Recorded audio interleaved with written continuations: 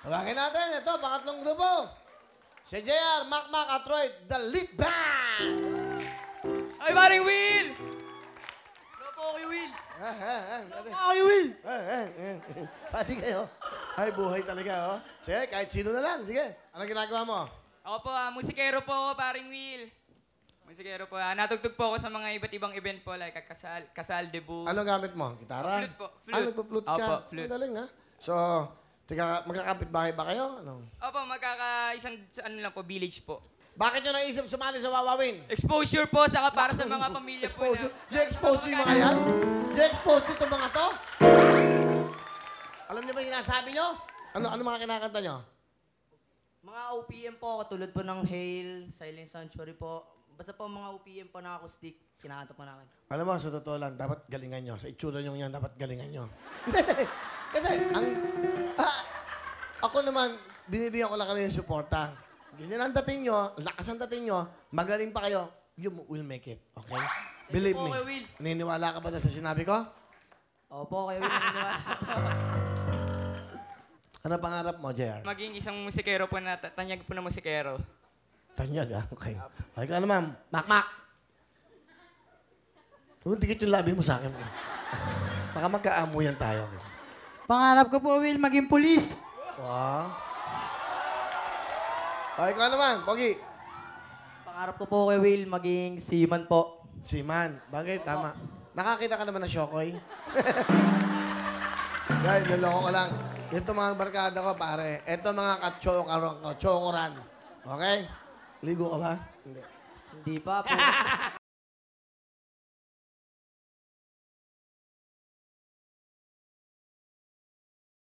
Tama yan. Yung matatapang ng mukha nyo. Yung matapang.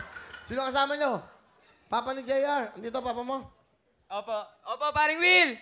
Kasama mo, papa. Mukhang ano, si FO, mga ano. Hindi, parang mga mukhang chief finance officer. CEO, presidente sa malaking kumpanya. Napaka-formal ng tatay mo, pakilala mo na. Pinapakilala ko po ang Papa Buboy ko po. Ay, paring Will. Baboy! Kamusta kayo? Okay lang. Okay lang. Anong ginagawa niyo? Anong ginagawa mo sa buhay? Ito, wala. Walang trabaho ngayon eh. Dati, anong trabaho dati? Driver. Ah, dami kayo. Saan? Sa amin sa tricycle, tsaka ano, jeep. Ah, nasigan. Okay naman. Ngayon wala na eh. Expired na. Bakit? Nagkaroon ng problema. Ano ang problema? Baka sharing mo sa amin. Baka. Sabihin mo. Yun na sangkot sa ano, sa hold-upan yung ano. Sino? Ikaw? Ikaw nang hold up? Na-hostage. Na-hostage ka. Pero mukha kang ano hapon. Mukhang hapon. Di ba? Chinese, Will. Ano, may lahi ba kayong hapon? Chinese. Hindi hapon. Anong pagka-Chinese mo? Konghay Pak Choy? Ano? One port lang. Konghe po yung apelyido po namin. O, kita mo, tama ako, Konghay. Oh, Mr. Konghay. Ano, gusto mo tabi? Sa anak mo. Anak, alam mo naman, yan na, nandiyan ka na ngayon. Dapat, pursige kang marating mo, makapag-aral ka sa sunod na taon. Kasi wala na akong may ano sa'yo. Pag ako nagkaroon ng pera, alam mo naman, mahal na mahal kita. Pa, maraming salamat pa. Salamat sa suporta mo ko sa pangarap ko sa music pa na next year na makapag-aral ako ng Bachelor of Music po. Maraming salamat pa. Pero, Kuya Will, gusto lang po mag-request, Kuya Will. May gusto lang po sabihin sa papa ko, 2 taon ko na po tinatago, Kuya Will. Paalam ko na po na ampun ako pa. Ano? Sabi mo? Ampun po, Kuya Will. Hindi po sinasabi sa akin ng mama at papa ko po. Nalaman ko po yun nung 18th birthday ko po ng July 5. Sinabi po sa akin ng tunay na nanay ko po na siya yung tunay ko nanay. 2 years ago po. Alam ko naman yan, anak. Alam mo na yan eh. Ano ba yan po yung salita mo? Loloko nyo kami! Ano ba yan? Nawawala. Ano dito? Ano ba? Alam mo na pala eh! Tanong ko lang bakit nyo siya naging ampon? Ano ba nangyari? Kapatid ko po, ang nanay niyan. Kapatid nyo. Sunod po sa akin, pang-apat namin. Sinabi nyo. Pangatlo. Pero sinabi nyo na anak nyo siya. Yun ang pagkakaalam niya. Oo. Ano gusto mo sabihin? Yan, sa tatay mo. Papa, maraming salamat sa alaga mo sa akin pa, saka yung pagpapaaral niyo po sa akin pa. Pangarap, promise po pa, tatapusin ko po yung pag-aaral ko, yung tutuparin ko pangarap kong makatapos ng Bachelor of Music po pa, at makuha yung scholarship sa mga eskwelahan na nag-aalok po sa akin pa. Maraming salamat po. Ano mo ba kayo gusto sabihin? Salamat na naintindihan mo ako. Naintindihan mo kami ng mama mo. Mahal na mahal kita. Sorry po, tinago.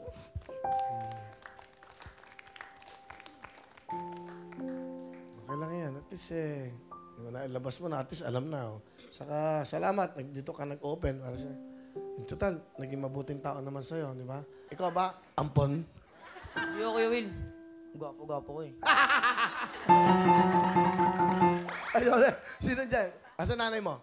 Andun po. Aba, ang ganda ng nanay mo. Grabe. Mapakilala mo yung nanay mo. Napaalala ko po sa inyo, pinakamaganda kong mama sa buong mundo, si Mama Rumeng. Ladies and gentlemen, please welcome Mama Rumen. Hi, Nay. Kamusta po kayo? Mabuti po. Mabuti naman. Ilan ang anak nyo? 4 po, puro lalaki po. Puro lalaki. Panganay po siya. Siya panganay. Ano po ang ginagawa niyo, Nay? May tindahan po kami para po pangdagdag namin araw-araw bastos. Okay, anong gusto niyo sabihin sa napakagwapo niyong anak? Basta sabi ko lang sa anak ko, bilang panganay, maraming salamat kasi lahat ng problema, lagi ka nakagapay sa akin, lalo na yung namatay yung kapatid mo. Tumaantay sa pagsubok. Halos hindi ko kakayanin. Lagi kang nagsasabi, kapit lang sa Panginoon. Makaka-recover din tayo. Roy, sa mama mo. Ma, sa akin lang, Ma. Maraming salamat na kasi kahit papano po, kahit napakasaway ko rin po minsan na anak, naiintindihan niya po ako. And maraming salamat po, Ma, dahil sinusuportan mo po ako sa hilig ko and sa mga pangangailangan ko. Mahal na mahal ko po kayo, Ma. Pati po yung mga kapatid ko. Yun lang po kayo. Salamat na kay love you. Nay, unlike your bangs. Dati napasaya ka. Ganda. Bait na nanay mo, ha? Bait, Kuya Will, ha? sobrang bait po niyan. Saan niyo po siya pinagli, Nay, if you don't mind? Yung artista po na si Kiray po.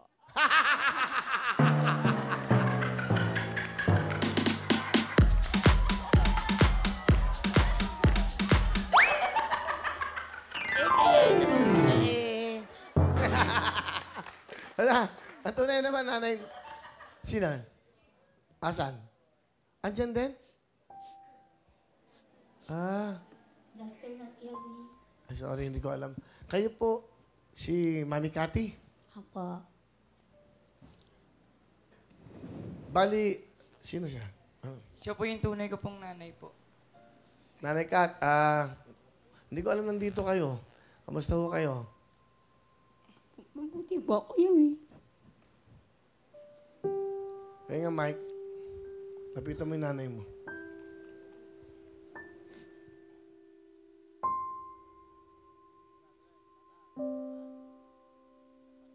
Yan, nanay mo, ano gusto mo sabihin? Mami, mahal na mahal po kita, Mami. Kahit pinamigay mo ako, Mami, okay lang. Pero, Mami, it doesn't mean na babalik ako sa'yo. Pero nandito naman ako, Mami. Siyempre, mag-stay ako dun sa nag-alaga sa akin. Pero nandito pa rin ako para sa'yo. Supportan kita, Mami. Hindi ibig sabihin na hindi ka mahalaga sa akin. Minahal kita.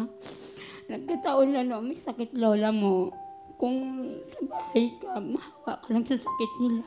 Tapos, single parent lang ako. Hindi kita kayang buhayin ng wala akong trabaho. Nanay Kat, matanong ko, ano nangyari? Bakit niyo po pinamigay siya? Hindi nyo pinamigay, bakit niyo po parang binigay sa inyong Kasi kapatid? po, sa tiyan ko pa lang po siya, Kuya Will, wala na po talagang tatay yan. Hiwalay na po kami. Kasi po, nananakit po yung ama niya ni kaya sabi po nitong kuya ko, siya na rin po nag-advise. Iwanan na lang daw po, maghiwalay na lang daw po kami. Tapos, yun nga po, nung nanganak po ako, kuya ko po yung gumastos sa ospital. Tapos paglabas namin ng ospital, magkalapit lang naman po yung bahay namin. Sa kanya na po, wala naman po kasi silang anak kayo.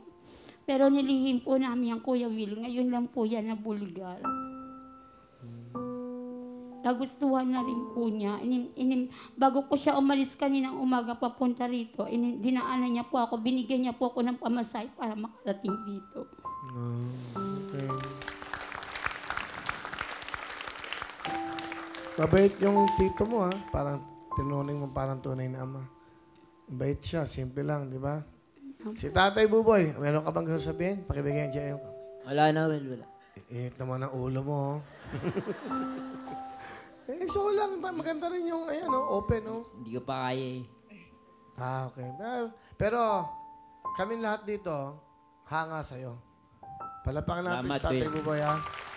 Kinukup mo, tinrata mo tunay na anak si JR. At ibig sabihin yan, napakaganda ng kalooban mo at napakaganda ng iyong pagkatao. Ha?